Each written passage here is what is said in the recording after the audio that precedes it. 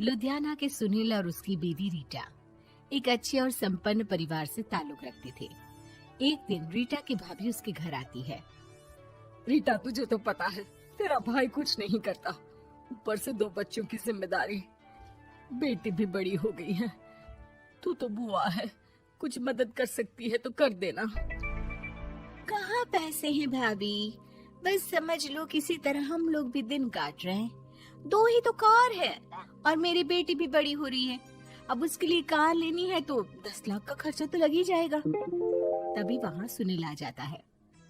अरे शशि, क्या है, तू हमेशा पैसों के लिए परेशान क्यों रहती है? वैसे क्या जरूरत थी बेटी की शादी इतने बड़े घर में तय करने की? अरे पैसे नहीं थे तो ऐसे ही कर देती कहीं शादी। इतने बड़े होटल में क्यों कर रही है शादी? लेकिन यहाँ तो मामला शादी का है, डेट तय है। दरअसल तेरे भतीजे के पीएफ के पैसे आने हैं, पर उसमें देर हो रही है। जैसे ही पैसे आ जाएंगे मैं तेरे अकाउंट में डलवा दूंगी। ठीक है, हम लोग सोचकर बताएंगे। तभी वहाँ भतीजा आ जाता है। फूफा जी, आप लोग ही मदद कर सकते हैं, वरना तो कैसे काम होगा समझ में ही नहीं आ रहा। मैं वादा करता हूँ जैसे ही पैसे आ जाएंगे मैं आप लोगों को वापस कर दूंगा। हाँ भाई, ठीक है। अब देख भाई, हमारे लड़के तो सारा दिन घर पर पड़े रहते हैं, ना कमाते हैं ना कुछ कमाने की इच्छा रखते हैं। लेकिन चल, ये ले, कितने पैसे चाहिए? जी 4 लाख रुपए। ठीक है, लेकिन पैसे ध्यान से वक्त पर वापस लौटा देना। सुनील मुसीबत के वक्त बीवी के भतीजे की मदद तो कर देता है, लेकिन उन लोगों के जाने के बाद देख ले रीटा, तेरे मायके वालों ने मांगा तो दे दिया, वरना इन लोगों का मुझे कोई भरोसा नहीं है। अरे क्यों भरोसा नहीं है? इससे पहले तो कभी इन लोगों ने आपसे मदद भी नहीं ली।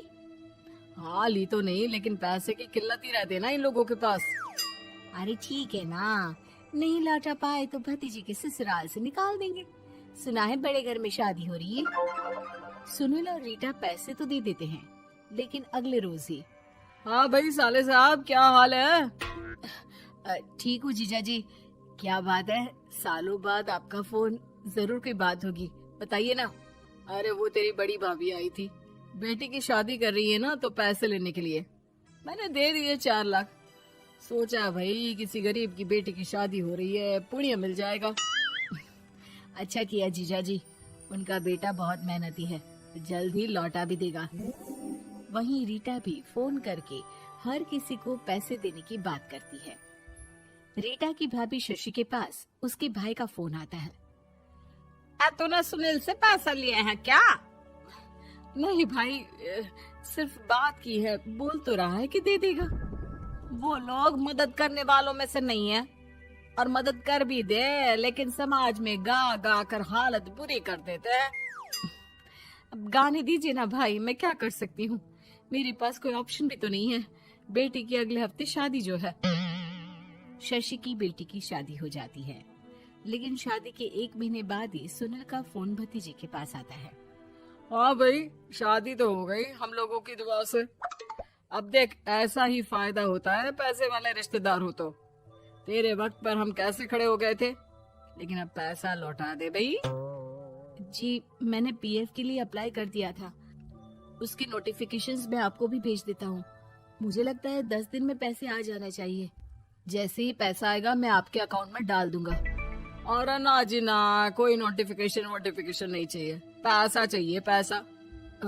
ठीक है अंकल, बस 10 दिन का समय दे दीजिए। अभी हफ्ता भी पूरा नहीं होता कि भतीजी के पास उसके गांव के दूर के चाचा का फोन आता है। अरे बेटा, क्या बात है, सुनील के कोई पैसे ले रखे हैं तो दे क्यों नहीं देता? हाँ चाचा जी, बात तो हुई थी, 10 दिन का वक्त मांगा है, उम्मीद है हो ही जाएगा। अरे फोन कर रहा है, रोज बता रहा था कि बेटी की शादी में मदद की थी।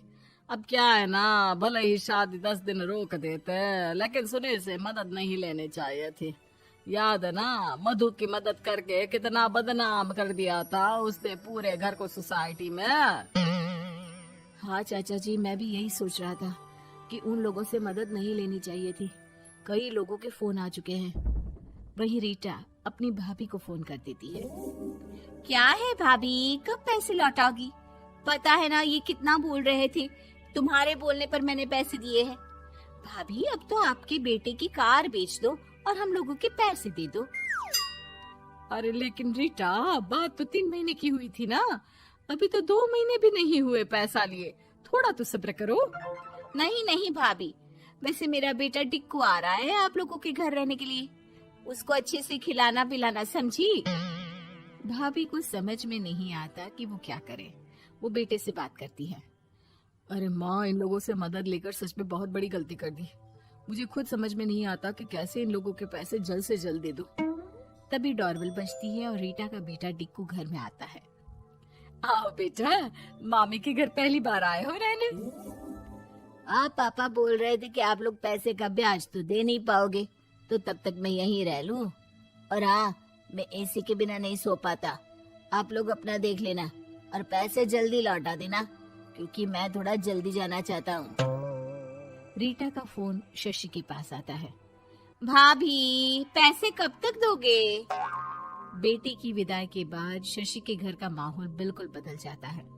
वो हर वक्त बेटे से उसके पीएफ के पैसे पूछती, और पीएफ यानी कि सरकारी काम।